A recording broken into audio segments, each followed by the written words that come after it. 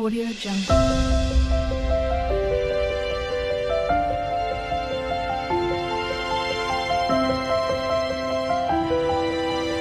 Audio Jungle. Hello friends, welcome to our hidden truths Telugu YouTube channel.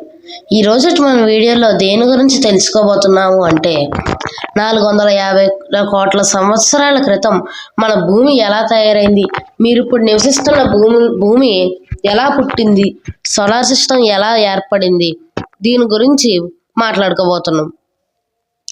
First solar system ఎలా తయారైంది అంటే, ఒక పెద్ద నక్షత్రం పేలిపోయిన తర్వాత అందులో ఉన్న యాస్ట్రాయిడ్స్ అన్నీ కలిపి పెద్ద మండే గోళంలా తయారైంది. అదే మన సూర్యుడు. సూర్యుడు పుట్టిన తర్వాత మిగతా యాస్ట్రాయిడ్స్ మెట్రాయిడ్స్ అన్నీ కలిసి మనకున్న 8 గ్రహాలు తయారయ్యాయి. ఈ గ్రహాలన్నీ యాస్ట్రాయిడ్స్ ఒకదాని తర్వాత ఒకటి గట్టిగా గుద్దుకుని ప్లానెట్స్ తయారయ్యాయి. అందులోనే ఒక ప్లానెట్ ఎర్త్ స్టార్టింగ్లో ఒక మండే గోళం నరకంలా ఉండేది. ఈ వీడియోలో చూస్తున్నారు కదా, ఇలాగే ఉండేది. 1000 డిగ్రీస్ సెల్సియస్ టెంపరేచర్తో హీట్ అయ్యి వాల్కెనోస్ లావా మొత్తం భూమి అంతా ప్రవహించేది. తర్వాత భూమి ఎలా చల్లారింది అంటే, అంతరిక్షం నుంచి ఉల్కలు ఒకదాని తర్వాత ఒకటి కంటిన్యూస్గా 2 కోట్ల సంవత్సరాలు పడుతూనే ఉన్నాయి. సెకండ్కి ఒక ఉల్క పడేది. ఇలా పడడం వల్ల ఆ ఉల్కల్లోని ఐస్ పార్టికల్స్ అనేవి ఉన్నాయి. ఆ ఐస్ పార్టికల్స్ ఆ ఉల్కల నుంచి బయటకు వచ్చిన తర్వాత నీరంతా ఒక చోటికి చేరి పెద్ద మహాసముద్రంగాన తయారైంది. ఇలా జరగడం వల్ల అగ్నిపర్వతాలు చల్లారబడ్డాయి, లావా మొత్తం గట్టిపడి ల్యాండ్ అనేది తయారైంది.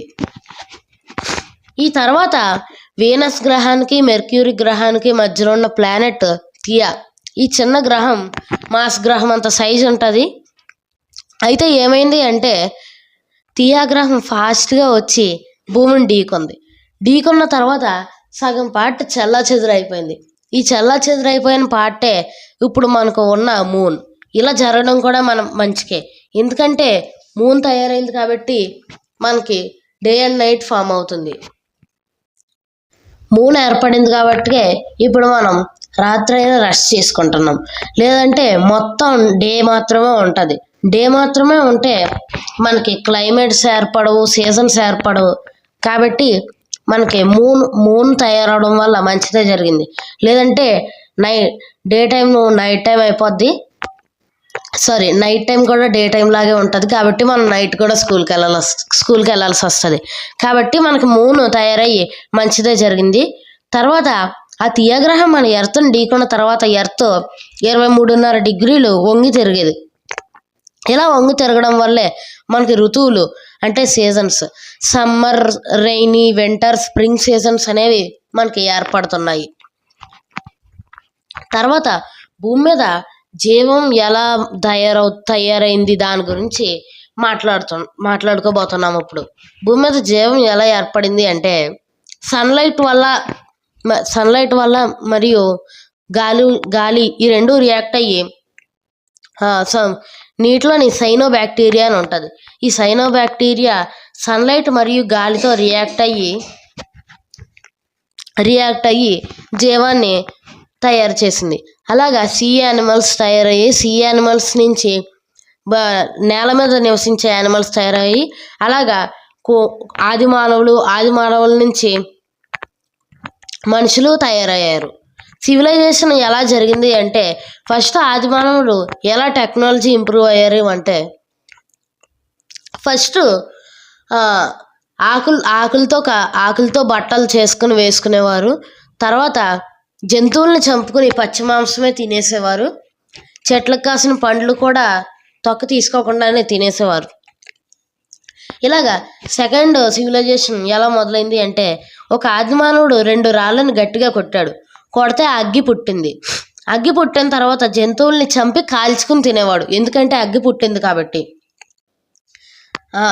జంతువుల్ని ఎలా చంపాలో నేర్చుకున్నారు, చెట్లకు కాసిన పండ్లు ఎలా తినాలో నేర్చుకున్నారు, అగ్గితో కాల్చుకుని తినడం కూడా నేర్చుకున్నారు. అలాగా ఇప్పుడు మనం ఫోన్ వాడడం కూడా నేర్చుకున్నాం ఆది మానవుల నుంచి. తర్వాత భాష లిపిని కూడా తయారు చేసుకున్నారు. లిపి అంటే లాంగ్వేజ్ అని అర్థం. తెలుగు, తమిళ్, హిందీ ఇవన్నీ అప్పుడేం ఉండేవి కాదు, కానీ వాళ్ళకంటూ అర్థమయ్యే భాషనే తయారు చేసుకున్నారు. ఆ తర్వాత అలా అలా ఇంప్రూవ్ అవుతూ మన మనుషుల్లా టెక్నాలజీ ఇంప్రూవ్ అయింది. తర్వాత రాజులు పరిపాలించారు. ఆ తర్వాత మనల్ని బ్రిటిష్ వాళ్ళు 200 సంవత్సరాలు మన భారతదేశాన్ని ఏలేశారు. ఇంకో విషయం చెప్పడం మర్చిపోయాను. మన కాంటినెంట్స్ ఎలా డివైడ్ అయ్యాయి అంటే సముద్రం మధ్యలోని ఉన్న అగ్నిపర్వతాలు పేలడం వల్ల కాంటినెంట్స్ అనేవి డివైడ్ అయ్యాయి. తర్వాత రాజులు, బ్రిటిష్ వాళ్ళు వీళ్ళందరూ అయిపోయిన తర్వాత ఇప్పుడు మనం చేతిలో సెల్ ఫోన్ వాడేలాగా టెక్నాలజీ అనేది ఇంప్రూవ్ అయింది. ఓకే ఫ్రెండ్స్, వీడియో నచ్చితే లైక్ చేయండి, 5 మెంబర్స్కి షేర్ చేయండి. కామెంట్స్లోని తర్వాత మీకు ఏ వీడియో కావాలో చెప్పండి. Okay, bye.